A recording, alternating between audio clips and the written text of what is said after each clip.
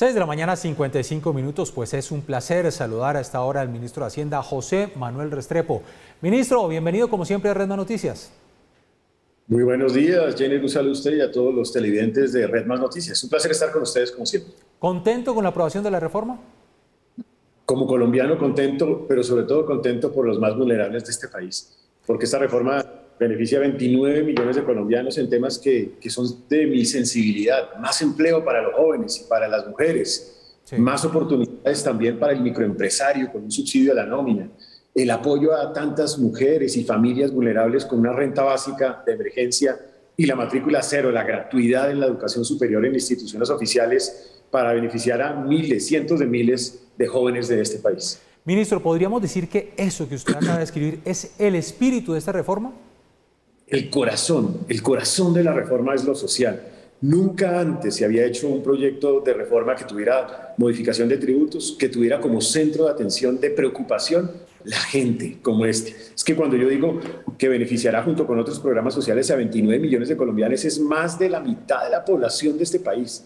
¿Por qué? Porque es un contexto particular donde tenemos que ser conscientes de que hay gente aún vulnerable al impacto de una pandemia que ha sido muy fuerte para el bolsillo de los colombianos, para los más vulnerables de este país. Se ha insistido una y otra vez por parte del gobierno en que esta reforma no va a afectar a la clase media. ¿Por qué se ha hecho tanta insistencia en ese tema? Recordemos que pues, fue una de las cosas que la gente más rechazó en la anterior reforma presentada. Primero porque es verdad y segundo porque es que no podemos afectar a la clase media. Es que la clase media es la clase que va a permitir este proceso de reactivación económica. Es vulnerable también aún al impacto de la pandemia. Por eso es que yo insisto, esta reforma no toca el IVA, no toca los impuestos a las pensiones, no aumenta la base de personas naturales en el impuesto de renta, no afecta en general a las personas naturales de nuestro país. Es una reforma que no afecta ni a la clase media ni a las vulnerables, por el contrario, beneficia a la población vulnerable de nuestro país.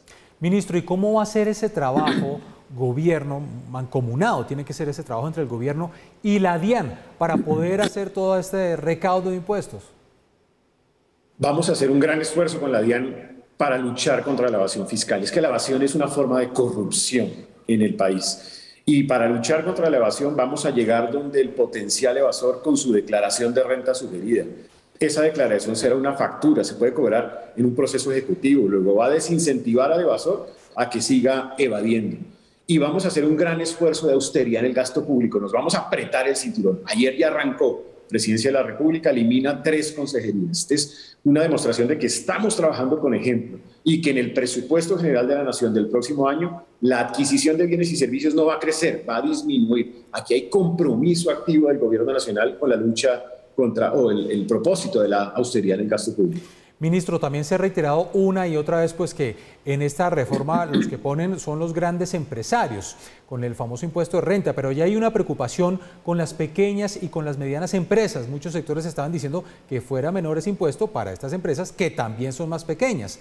¿Habría posibilidad de que eso en algo llegara a cambiar? Además, teniendo en cuenta que estas pymes y MIPYMES pues también generan gran empleo.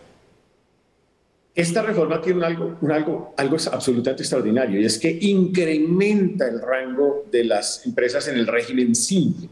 Aumenta el umbral de 80.000 VTs a 100.000 VTs. Entran muchas más micro y pequeñas empresas. De hecho, en el análisis que ha hecho la DIAN, nosotros tendríamos la posibilidad de recibir en régimen simple a 400.000 micro y pequeños empresarios. Es casi el 97% de quienes hoy tributan en esa categoría ante la DIAN. Y es la gran oportunidad para que esos micro y pequeños empresarios se hagan parte de ese beneficio, porque en ese régimen permitirían tributar más o menos el 50% de la tributación normal. Luego va a ser una oportunidad para que esos micro y pequeños empresarios se hagan parte de ese tratamiento diferencial que tiene este proyecto de ley de inversión social y que extendió y mejoró también dentro de la redacción del mismo. Sí. Bueno, ahora se pretende recaudar, ministro, 15.2 billones de pesos. Si se recogen, pues por supuesto esto va a ser un éxito, vamos a tapar ese hueco, pero la gran pregunta, ¿es esto suficiente? ¿Le va a tocar al otro gobierno, al gobierno entrante, tener que volver a plantear una nueva reforma? Esta reforma lo que permite es de reducir el déficit fiscal más o menos a 2.7 generar superávit fiscal primario, o sea, la diferencia entre ingresos y gastos del Estado sin gastos de intereses en 2024-2025, y reducir y estabilizar la deuda pública al orden de un 62%. Por lo tanto, logra lo que queríamos, un ajuste gradual y ordenado de las finanzas públicas del país. Si el gobierno siguiente quiere hacer más reducción de la deuda pública o quiere aumentar más la inversión, pues seguramente va a requerir recursos adicionales, pero ya será una decisión del siguiente gobierno cuál va a ser el camino para lograrlo. En principio, logra lo que acabo de decir esta iniciativa y ya veremos cuál es la decisión del gobierno que viene. Pero entonces no se le entrega saneada las finanzas al próximo gobierno. Se le entregan saneadas porque se reduce la deuda pública, se estabiliza en 62% y se genera superávit fiscal primario. Lo que yo digo es, si quiere hacer algo adicional, pues ya tendría que evaluar el siguiente gobierno cuál es el camino para lograrlo. Que usted creería que sí. No oí la pregunta. Que usted creería que sí, efectivamente tendrían que presentar una reforma nuevamente. Si lo hacen, sería no más allá de una tercera parte de lo que está proponiendo esta iniciativa. Pero repito, ya con esta se logra estabilidad de las finanzas públicas, reducción gradual y ordenada del déficit fiscal y reducción de la deuda pública. Pues muy bien, es el ministro de Hacienda, José Manuel Restrepo. Ministro, gracias por atendernos en Redma Noticias. Quedamos pendientes a la conciliación y a la sanción presidencial. Así es, muchas gracias, Jenny, y un saludo muy especial a todos los televidentes. Muy bien, 7 de la mañana, 2 minutos. Ahí está la nueva reforma tributaria que fue aprobada. Hoy se presenta entonces la conciliación y será entonces sancionada por el presidente Iván Duque.